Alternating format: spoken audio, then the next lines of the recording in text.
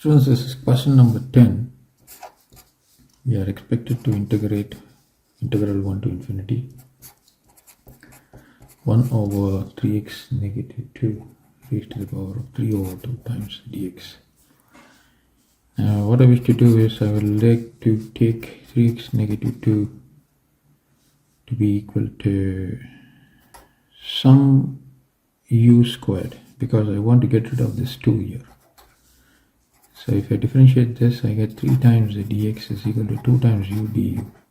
Don't worry about the limits, just make the substitution. So in place of 3x negative 2, you have u squared. This is raised to the power of 3 over 2. And then in place of dx, you have 2 times u du over 3. So this is 2 times 3 u du. Now this is a constant, bring that out, 2 times 3, and you have u here, and the 2 over here and the 2 over here gets cancelled, giving you u cubed times du. A u and a u can be cancelled, giving you 2 over 3 times 1 over u squared times du. Take this to the numerator. This is 2 over 3 times integral u raised to the power of negative 2 times du. You integrate this, would give you u raised to the power of negative 2 positive 1, negative 2 positive 1. This is 2 over 3 times u raised to the power of negative 1 divided by negative 1, which is 2 over 3 times this negative 1 you can place here. You can push this down, this will be 1 over u. So you have negative 2 over 3 times 1 over u, but my u squared is this, so from this we can get u to be as a root of 3x negative 2. So this is going to be 1 over root of 3x negative 2. So now you place the limits 1 to infinity. Now when x is tending to infinity, 1 over x will tend to 0. So that is going to give me 1 over square root of 0. Now 3x negative 2, that is actually a root of a negative value. So we will have to drop that, followed by negative. So this is dropped, right? Because as x tends to infinity, 1 over x is tending to 0. In fact, what I can show you is I can actually show this working. So x is coming out. So that would mean 3 negative 2 over x. That would be the outcome. Okay. So as x tends to infinity, 1 over x tends to 0. So this goes off. Now this value is actually tending to infinity, right? So that would mean this is actually 1 over root of infinity. So this entire thing would eventually be equal to 0. So that is the reason we are dropping it. So we got 1 over square root of 3 negative 2, which is going to be negative 2 over 3. It is already a negative sign, so it will become positive. This is going to be root of 1. So you have 2 over 3 as the solution for this integration. So that is the solution for this question.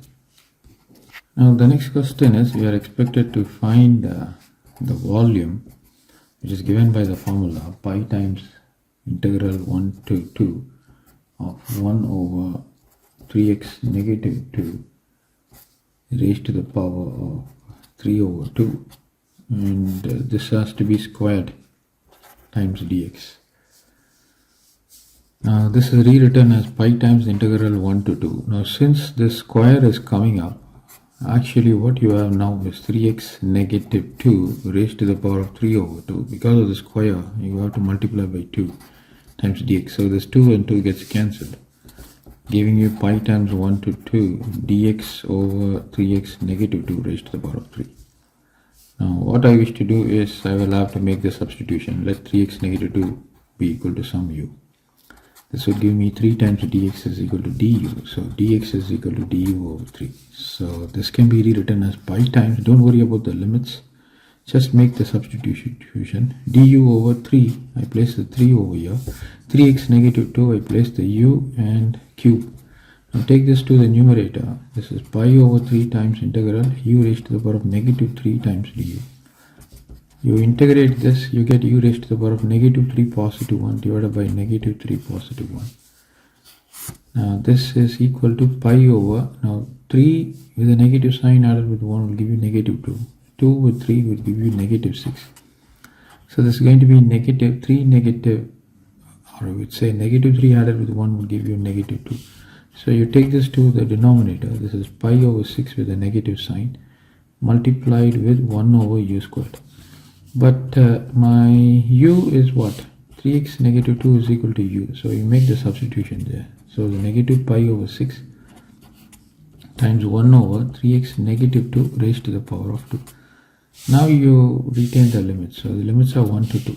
So you substitute the upper limit, that is going to be 3 of 2 negative 2 raised to the power of 2 minus, substitute the lower limit, it's going to be 1 over 3 of 1 negative 2 raised to the power of 2. This is equal to negative pi over 6 of 1 over 3 times 2 is 6, 6 negative 2 is 4, 4 squared is 16, negative 3 negative 2 is 1, 1 squared is 1. So this is negative pi over 6, 16 is the LCM, you get 1 negative 16. That's going to be pi over 6 times 1 negative 16 is negative 15 over 16. Negative negative positive, so you have 15 pi divided by 6 times 16. Now 3 divides here, 2 times 3 divides here 5 times, so 5 pi 2 times 16 is 32 square units, or I would say cubic units. Since it's volume, you have to give cubic units. Okay, so that is the solution. So v is equal to 5 pi divided by 32 cubic units. Students, this is the last part of the question. The normal to the curve at 1 comma 1 crosses the y-axis at a. Find the coordinate of a. Now this is given. Y is equal to 1 over 3x negative 2 raised to the power of 3 over 2 is given. Foremost, what I need to do is I will have to find the gradient of the curve. And to get the gradient of the curve, we need to find the differentiation. So differentiating with respect to x, we get. So dy over dx is equal to, now we can use u over v formula. So if you want, you can use u over v formula. Or what you can do is, since there is just one term present in the denominator, you move this up to the numerator. So that would give you y is equal to 3x negative 2 raised to the power of negative 3 over 2. So now you apply differentiation. This is going to be negative 3 over 2 times 3x negative 2 raised to the power of negative 3 over 2 negative 1 times differentiating this quantity. Differentiation of 3x will give you 3. Differentiation of negative 2 will give you 0. So this can be further rewritten as 3 over 2 times, you have a 3 there, so this will become 3 squared, and you have 3x negative 2 raised to the power of negative 3 over 2 negative 1. And so this is what you've got. If you were to take the LCM as 2, this would give you negative 5 over 2. So negative 5 over 2 is what is obtained for dy over dx. Now we need to get dy over dx at the point 1 comma 1. So that would mean this is already negative 9 over 2 times 3 of 1 negative 2 raised to the power of negative 5 over 2. So this is negative 9 over 2. 3 negative 2 will give you 1 raised to the power of negative 5 over 2, which is going to be negative 9 over 2. So this is going to be my slope.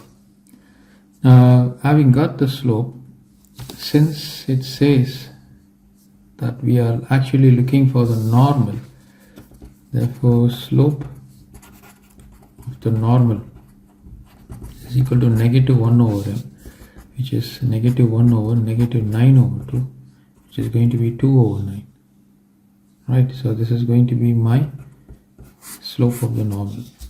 And the equation of the normal. So therefore the equation of the normal is y negative y1 is equal to m times x, or m1 times x negative x1. So this is y negative y1. Now what I've been received or what I've got is the normal to the curve at 1 comma 1. So that means the line is actually passing through x1 comma y1. So that would mean 1 comma 2 over 9 times x negative. x1 is also 1 here.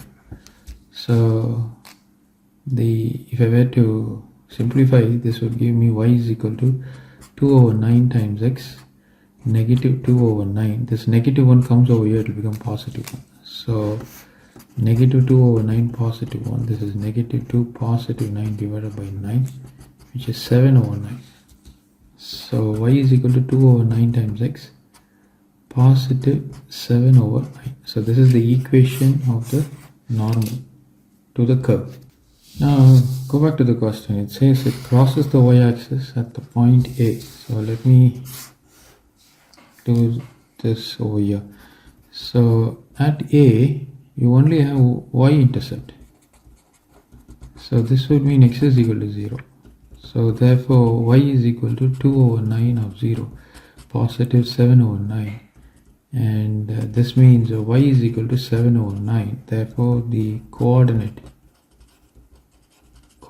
of A is equal to 0 comma 7 over 9. So that